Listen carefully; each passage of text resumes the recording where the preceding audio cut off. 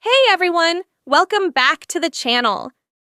Today we're diving into the fascinating history of Bulgaria in the 1920s, a decade that was full of turmoil, change, and some pretty intense political drama.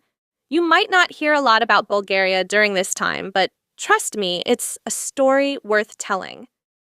So, sit back and let's take a journey through Bulgaria's 1920s, where the economy was shaky, the political scene was a mess, and people were just trying to rebuild after World War I. Let's start with the economy. Picture this. Bulgaria in the 1920s is primarily an agrarian society. It's a nation where most people are working the land, growing grains like wheat and barley, and producing things like tobacco and sunflower oil. These were big exports, especially in European markets. Oh, and rose oil, yes, that precious ingredient used in perfumes, was another major export that put Bulgaria on the map. Agriculture was everything, and the land was rich, so it made sense that most people were farmers. But here's the catch. World War I left Bulgaria in ruins. The country didn't just lose territory, they also signed the Treaty of Neuilly in 1919, which came with a hefty price. They had to give up land, pay reparations, and essentially rebuild everything. Naturally, the economy didn't bounce back overnight. Inflation was high, unemployment was a serious problem, and industrialization, well, it was slow. The only bright spot? There was some progress in textiles and small-scale manufacturing in urban centers like Sofia and Plovdiv. But, let's be real, these industries were still pretty small compared to the powerhouses of Western Europe. Bulgaria was still dependent on foreign loans, especially from France and Great Britain, just to stay afloat. It was a tough time. Now, let's talk about innovation and technology. Bulgaria wasn't exactly leading the world in industrial advancements in the 1920s. They were way behind in comparison to places like Germany or the United States.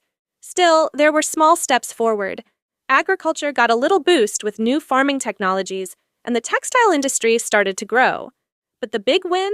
The oil industry. Yes, Bulgaria was slowly developing its oil sector, which would become a key part of the economy later on. They were also cultivating rose petals for rose oil production, which was turning into a pretty significant industry. Infrastructure, though, there was some good news here. The country was working on improving roads and railways, which made it easier to move goods around and, survive the economic hardships. But when it came to major industrial innovations, well, that was still decades away. Okay, now let's jump into the political side of things. This is where things get messy. After World War I, Bulgaria's political landscape was basically like a game of musical chairs. Leaders kept changing, and no one could seem to stay in power for long. The country was politically fractured, especially because of the harsh terms of the Treaty of Neuilly. It didn't help that the monarchy, led by Tsar Boris III, was struggling to keep control. His father, Tsar Ferdinand, had been forced to abdicate in 1918 after Bulgaria's defeat in the war. So, the 1920s were a time of political instability, with all these different factions vying for power: conservative monarchists, nationalists, left-wing radicals, and more. It was like a political tug-of-war with no clear winner. And let's not forget the rising tensions. There was this huge divide between the pro-monarchy forces and the left-wing groups, including communists and socialists. At the same time, right-wing nationalist movements were making their way into the picture, and their influence would only grow in the years to come. So, yeah, political chaos was pretty much the name of the game. But hey, it wasn't all bad news for Bulgaria. The military, though it had been heavily reduced after the war, was still strong and ready to defend the country's borders. Thanks to the Treaty of Neuilly, they had to shrink their army and limit the amount of weapons they could have. But don't think that meant Bulgaria couldn't modernize its military. By the 1920s, they were working on improving tactics and upgrading their weapons.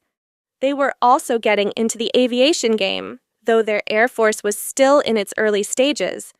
The military focused on defense, especially with all the territorial disputes over places like Macedonia and Thrace. If you're imagining tanks and machine guns, you're not far off. Bulgaria was trying to keep up with modern warfare, even with a smaller army. Let's shift gears and talk social conditions. Bulgaria in the 1920s was a very rural, conservative society. Most of the population lived in small villages and towns, where agriculture was the main source of income. The divide between the wealthy urban elite and the poor rural farmers was massive. Sofia, the capital, was growing. There was a small middle class emerging, but most people were struggling just to survive. The economy was rough, and unemployment was sky high. The people were angry, disillusioned, and frustrated. Rural workers were unhappy with their poor living conditions, and even the urban workers started to organize and demand better wages and working conditions. Social unrest was brewing everywhere. The rise of communist, nationalist, and right-wing groups only fueled the fire. And yes, Bulgaria had a significant Jewish community, especially in Sofia, though they weren't without their share of discrimination and anti-Semitic sentiments, which were unfortunately common in much of Europe at the time. Now, healthcare and welfare were, let's say, underdeveloped. If you were living in the countryside, don't expect to get much in the way of medical care. Hospitals were mostly in urban centers, and in rural areas, you'd probably be relying on folk medicine to get by. Social welfare programs? Yeah, those didn't really exist. There was little support for the working class or poor, which made the poverty situation even worse. When it comes to quality of life, it wasn't great for the majority of Bulgarians. Life expectancy was low, infant mortality rates were high, and access to education and healthcare was limited. But for the urban elite in Sofia and a few other cities, life wasn't so bad. They had access to better healthcare, education, and cultural amenities. So, yeah, there was a pretty clear divide between the haves and the have-nots. On the ethnic front, Bulgaria in the 1920s was mostly Slavic, with Bulgarians being the overwhelming majority. But there were also minority groups like Turks, Greeks, and Romanians, especially in the southern regions and border areas. Tensions were particularly high with the Turkish minority, mainly due to the territorial disputes that followed the Balkan Wars and World War I. Oh, and let's not forget the Roma population, who faced social discrimination. There were also waves of emigration, with many Bulgarians seeking better opportunities in places like the United States. As for key figures, you've got Tsar Boris III, who would eventually take the throne in 1930, but his influence started building in the 1920s. Then there's Alexander Stamboliski, the leader of the Bulgarian Agrarian National Union, who served as prime minister from 1919 until his assassination in 1923. He pushed for agrarian reform, but his government faced resistance from both the military and nationalist factions. And of course, you can't forget about the rise of the Bulgarian Communist Party.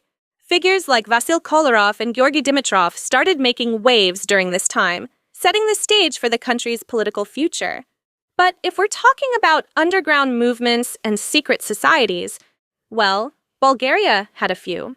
The Bulgarian Communist Party was active, pushing for leftist ideologies, while right-wing nationalist groups like the Internal Macedonian Revolutionary Organization, IMRO, were operating in the shadows. These groups weren't shy about using violence to get their point across. Bombings, assassinations, you name it. When it comes to culture, Bulgaria in the 1920s was still deeply rooted in its folk traditions. Music, dance, and literature were all incredibly important. Writers like Yordan Yovkov and Alen Pelin were exploring modernist themes of rural life and national identity. And while the film industry was still in its infancy, Bulgaria had a budding cultural scene that would grow in the coming decades. As for religion, the majority of Bulgarians were Eastern Orthodox Christians, and the church played a huge role in both the spiritual and political life of the country.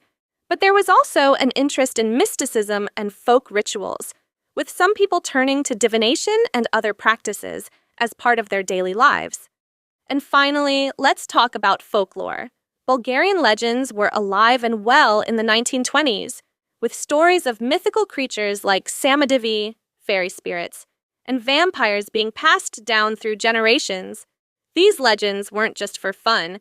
They helped shape Bulgaria's national identity and fueled pride in their cultural heritage. The 1920s in Bulgaria were defined by political instability, economic hardship, and social unrest.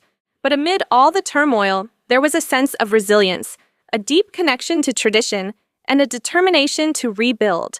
From the ashes of war, Bulgaria was slowly forging a new path, even if the road ahead would be anything but easy. Thanks for tuning in to The World as We Know It, and joining me in another chapter of world history. As always, there are more detailed notes in the description, and we welcome any requests or recommendations in the comments section. If you found this video helpful, entertaining, or educational, please consider liking this video and subscribing to support our channel. Thanks again, and we'll see you in the next video.